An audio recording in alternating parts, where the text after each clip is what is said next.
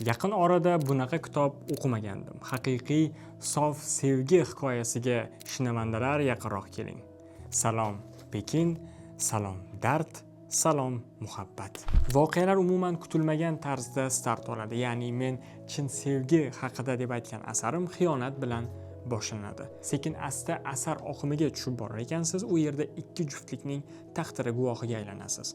Yakunda esa yana bir yashirin qism ochiladi. Nafsiga yengilgan yigitni qo'ya turaylik. Ana endi parallel personaj haqida ham gaplashsak. Sayohatga chiqqan qiz umuman boshqa millat, boshqa dindan bo'lgan bir yigit bilan tasodifan ko'rishib qoladi. Aslida bu uchrashuv tasodif ham emasdi.